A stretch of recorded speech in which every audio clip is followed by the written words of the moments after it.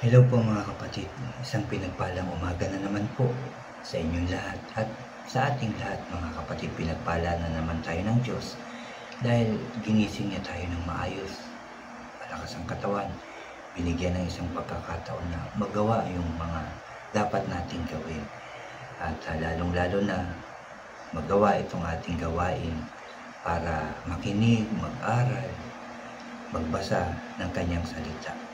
Kaya mga kapatid, bago ako mag-umpisa ng aking sharing ngayong umagang ito, tayo po muna ay mananalangin. Lalapit tayo sa ating Diyos. Magsiyo po tayo. Ama sa langit, aming Diyos na mapagpala, aming Diyos na banal. Muli kami nagpapasalamat at nagpupuri sa iyo, Lord God. Dahil pinagsama-sama mo na naman kami, binigyan ng pagkakataon para makinig, mag-aral at magbasa ng iyong salita. Muli mo po kaming samahan, turuan, gabayan, Father God, para maging maayos yung aming pakikinig ng iyong salita. Walang maging sagabal, Lord God, sa aming pag-aaral ng iyong salita. Samahan mo rin po ako, turuan, gabayan, Lord, para lahat po ng aking sasabihin na naman ngayong umagang ito ay galing lamang po sa iyong salita. Kaya maraming salamat po, Lord, at kiniklaim namin na tagumpay ang aming gawain ito dahil kasama ka namin. Narito ka sa kalagitnaan namin sa pag-aaral ng iyong salita. Kaya maraming salamat, Lord. Maraming salamat, Jesus. Maraming salamat, Holy Spirit. Kiniklaim namin ito, Lord. Tagumpay na tagumpay ang gawain ito. Pinupuri ka namin at pinasasalamatan, O Diyos. Sa matamis at makapangyarihan pangalan ng aming Panginoong Hesus, lahat tayo ay magsabi ng Amen and Amen. At ito po ang aking channel.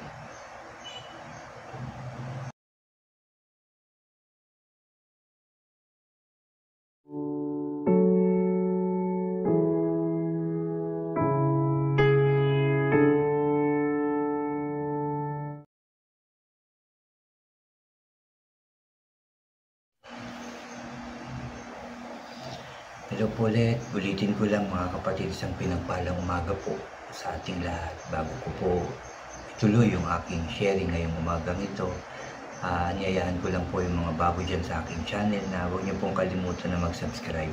Paki-like and share niyo po ang aking mga videos at paki-click din po ang notification bell para lagi po kayong updated sa mga bago at iba ko pang i-upload. Salamat mga kapatid, salamat po. Mga kapatid, ang aking share sa inyo ay dito po sa 1 Samuel, unang Samuel, dito po sa chapter 16, verse 1 hanggang 13 ang aking isi-share sa inyo ngayong umagang ito. So tayo po ay mag-umpisa na. 1 Samuel chapter 16, verse 1 hanggang 13, at ito po ay may pamagat na pinili si David para maging hari. Sinabi ni Lord kay Samuel, hanggang kailan ka?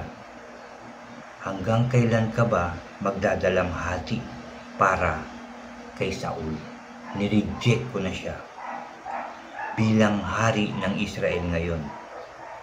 Ngayon, punuin mo ng langis ang lalagyan mo at puntahan mo si Jesse na taga Bethlehem kasi pinili ko ang isa sa mga anak niya para maging hari ng Israel.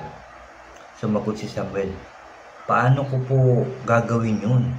Siguradong papatayin ako ni Saul pag nabalitaan niya ito. Sinabi ni Lord, magdala ka ng isang batang baka at sabihin mong nandun ka para maghandog kay Lord. Tapos invite mo si Jesse sa paghahandog at ituturo ko sa iyo kung anong gagawin mo at kung sinong bubuhusan mo ng langis para i-anoint na maging hari. Sinunod ni Samuel ang utos sa kanya ni Lord at pumunta siya sa Bethlehem. Sinalubong siya ng mga leaders ng city na nanginginig. Silang nagtanong, kapayapaan po ba ang pakay mo sa pagbisita mong ito? Sumagot si Samuel, oo, Nandito ako para maghandog kay Lord. I-ready nyo ang mga sarili nyo at sumama kayo sa akin. Pinag-ready niya rin si Jessie at ang mga anak nito at in-invite sila sa paghahandog. Pagdating nila sa paghahandugan, nakita ni Samuel si Eliab at sinabi, at inisip niyang ito na ang pinili ni Lord. Pero sinabi ni Lord kay Samuel, huwag mong tignan ang tangkad niya at kagwapuhan, kasi hindi siya ang pinili ko. Di ako tumitingin na kagaya ng mga tao. Di ako tumitingin na kagaya ng mga tao sa itsura. Tumitingin ang mga tao, pero sa puso ako tumitingin. Baga sabi ni Lord, ang mga tao sa itsura o panlabas tumitingin, pero ang Diyos, sabi niya, sa puso siya tumitingin. Tapos tinawag ni Jessie si Abinadab at pinadaan sa harap ni Samuel. Sinabi ni Samuel na di ito ang pinili ni Lord.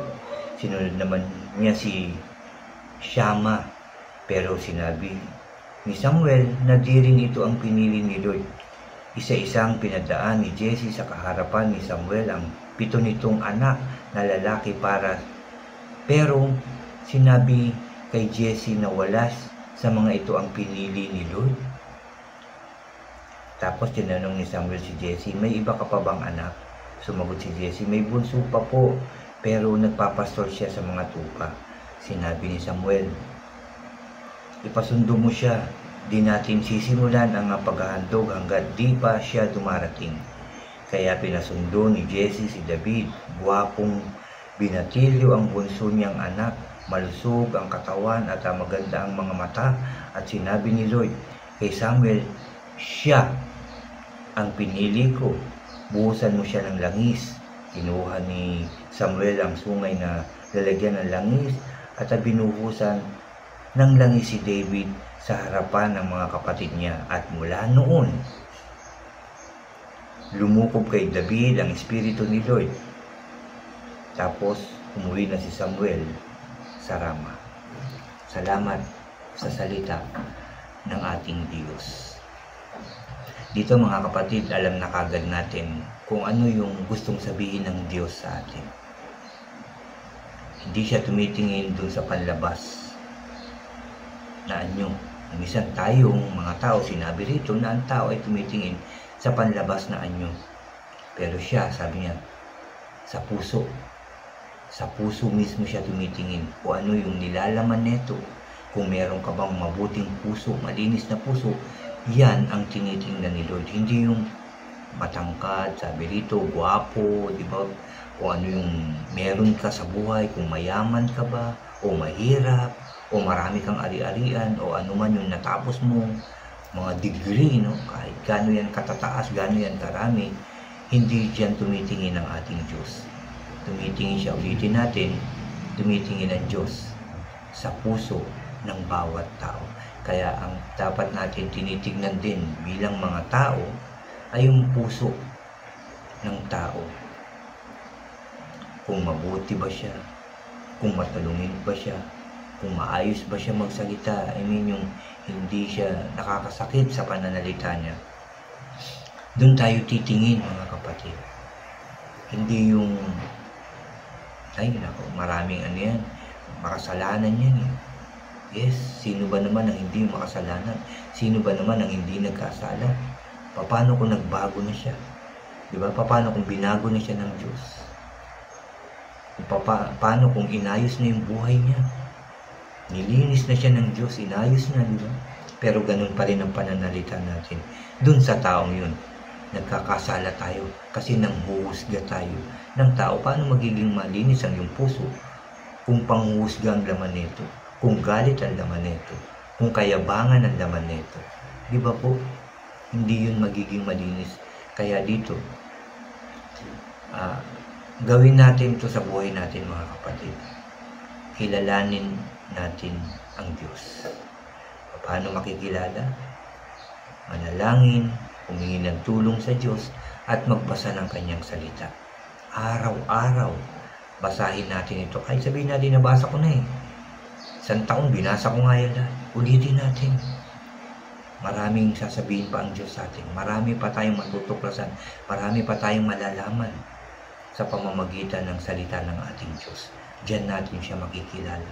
Pag hindi pa natin maunawaan, pray. Lapit kay Lord. Lord, gusto po kitang makilala. Lord, gusto ko pong magkaroon ng relationship sa iyo, Lord God. Help me, guide me, Lord. Give me wisdom, knowledge, and understanding, O God, para sa aking mga naririnig, nababasa, napapag-aralan. Lord, maintindihan ko ito. At syempre, ang mahalaga maisabuhay natin ang salita ng ating Diyos na ating binabasa araw-araw. Diyan tayo mapapalapit sa Diyos. Diyan tayo babaguhin ng Diyos.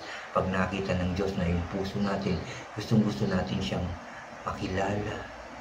Diba? Gusto natin malaman yung kanyang mga ginawa, kung ano yung mga kamangha-mangha, mga himalang ginawa niya sa mga tao noon.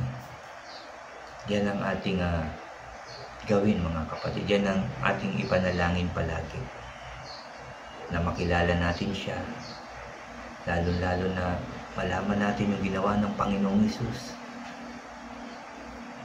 At maisabuhay natin ang ating Panginoong Hesus sa atin. Sa puso mismo, papasok ang lahat ng salita ng Diyos na ginawa niya, lalong-lalo na alamin natin kung ano ba ang pangako ng Diyos sa atin. Dahil ang pangako ng Diyos, hindi lang noon, hanggang ngayon, hanggang sa mga susunod pang generation. Ulitin ko lang mga kapatid, yan ang hinahanap ng Diyos sa atin. Yan ang tinitignan.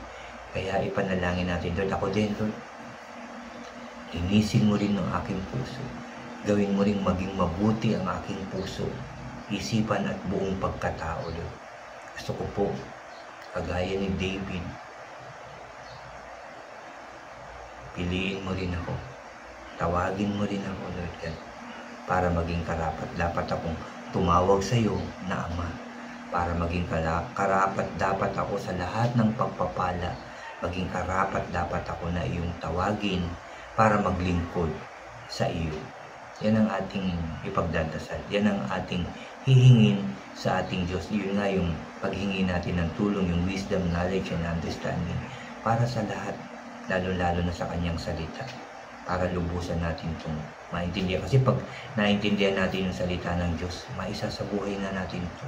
Paunti-unti. Diba? Kasi naintindihan natin naunawaan na natin kung ano yung gusto ng Diyos. Kung ano yung mga pangako ng Diyos, naintindihan na natin sa paulit-ulit na pagbabasa nito, sa paulit-ulit na pananalangin, sa paghingi ng guidance, protection, di ba? Para maintindihan natin ito, para yung pagbabasa natin, talagang ma-focus tayo. Walang istorbo sa ating paligid. Kaya nga, meron tayong panalangin na humihingi tayo ng protection, di ba? Ng guidance, para maayos yung ating pagbabasa. Focus sa pagbabasa ng salita ng ating Diyos. Yan yung ating hihilingin sa Diyos. At yan ang dapat nating gawin. No? Na maging malinis ang puso. At doon din tayo titingin sa mga tao. Hindi porke gwapo o maganda o mayaman o minsan, ako, mahirap lang yan. Ako, di naman nakapagtapos yan ng pag-aaral. Huwag po ganun. Gayahin natin ang Diyos sa puso titingin. Di ba po? Kasi hindi naman porke hindi nakapagtapos ng pag-aaral, hindi naman porke mahirap lang, masamang tao na. Ano po? Hindi ko po sinasabi na pagmayaman, ganyan. Meron din naman din talagang malilinis ang puso na mayayaman. Magkakaiba rin, di ba po? Magkakaiba ang lahat ng tao. Pero lahat tayo pwedeng lumapit sa Diyos, pwedeng humingi ng tulong, pwedeng magpalinis sa ating Diyos. Lahat po yan, lahat tayo. Walang pinipili ang Diyos. Ano po? So yan ang salita ng ating Diyos na pinararating sa atin. Gayahin natin si David na pinili ng Diyos. Salamat sa salita ng ating Diyos. I pray na naintindihan natin ito. Kung ano yung gustong iparating sa atin ng Diyos. I pray na mai-share din natin ito sa ibang tao. I pray na maisabuhay natin ito, mga kapatid. At Tulitin ko lang, magbasa tayo araw-araw ng salita ng ating Diyos. Unahin natin ang Diyos, manalangin, magbasa. First thing in the morning, si Lord kagad. Seek first the kingdom of God. Yan po yung dapat natin gawin. Araw-araw. Busy kasi ako eh. Nagmamadali ako. Agahan natin ng konti pa yung ating gising para mauna natin ang Diyos. Amen po. Unahin natin ang Diyos bago ang iba. Bago ang mga bagay-bagay na dapat natin gawin. Si Lord muna at sigurado ko, uunahin ka rin ng Diyos. Tayo po ay muling mananalangin, ipagpapasalamat natin ang pakikinig ng salita ng ating Diyos na ating narinig ngayon. Magsiyo po tayo. Aming Diyos na makapangyarihan sa lahat, muli ka naming pinupuri, pinasasalamatan. Muli ka naming sinasamba, O Diyos. Lord God, maraming salamat sa iyong salita na aming narinig, nabasa, napag-aralan ngayong umagang ito. I pray na maisabuhay namin ito. I pray na maalala namin ito araw-araw na kailangan ang puso namin una ay malapit sa iyo. Malinis, mabuti ang puso sa lahat ng bagay, lahat ng pagkakataon. Gawin mo po malinis ang aming mga puso. Gawin mo po kaming karapat-dapat na tumawag sa iyong Ama. Gawin mo po kaming karapat-dapat sa lahat ng iyong pagpapala everyday na binibigay mo po sa amin. Gawin mo po kaming karapat-dapat sa mga katagumpayan na binibigay mo sa amin. I pray, Lord God, na ang mga tinawag mo at pinili na maglingkod sa iyo, huwag mo pong pabayaan, gabayan, proteksyonan, ingatan, samahan, at pagtagumpayin po, Lord God, upang patuloy pa kaming makapaglingkod sa iyo, Lord God, ng maayos at mahaba pang panahon.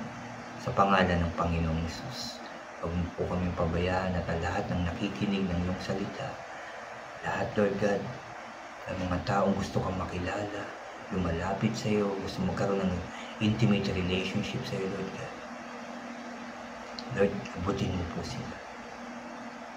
Abutin mo po kami lahat, Lord God. Para hindi na kami magkamali, Lord God. Para sa iyo na lang kami nakapokus. Para ikaw na lang ang uunahin namin sa aming buhay, Lord God, bago ang iba. Yan po nawa ang magawa namin, Lord. In Jesus' name. Thank you for everything, Lord God.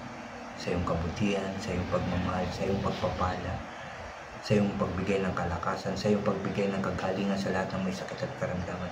Pagbigay mo ng trabaho sa mga walang trabaho, Lord God. Pagbigay ng business, Lord God. Sa mga taong gustong mag-business, Lord. Salamat po. Dahil yan ay pagkakaloob mo, Lord God. Sa mga taong malinis at mabuti, ang puso at hangarin, Lord God. Sa patuloy na lumalapit sa iyo at nagtitiwala sa iyo. Maraming salamat, Lord. Salamat po dahil ang tagumpay namin ay sunod-sunod. Thank you for everything again, Lord God. Salamat po sa buhay na maayos na ibinibigay mo sa amin, sa buhay na kasiyasiya. Kasama ng aming mga mahal sa buhay at mga kapatid sa pananampalataya, Lord God, kami nagtitiwala at umaasa sa iyong kabutihan, pagmamahal, Lord, na hindi mo kami pababayaan, hindi mo kami iiwanan. Thank you, Father God. Thank you, Jesus. Thank you, Holy Spirit. Muli, pinupuri ka namin, pinasasalamatan. Sa iyo lang ang pinakamataas na papuri at pagsamba sa matamis at makapangyarihan pangalan ng aming Panginoong Hesus, na aming tagapagligtas. Lahat tayo ay magsabi ng Amen and Amen and Amen po. Amen. Salamat sa Diyos. Narinig niya ang ating panalangin at tinugon niya ang ating panalangin. God bless po sa inyong lahat at God bless po sa ating lahat.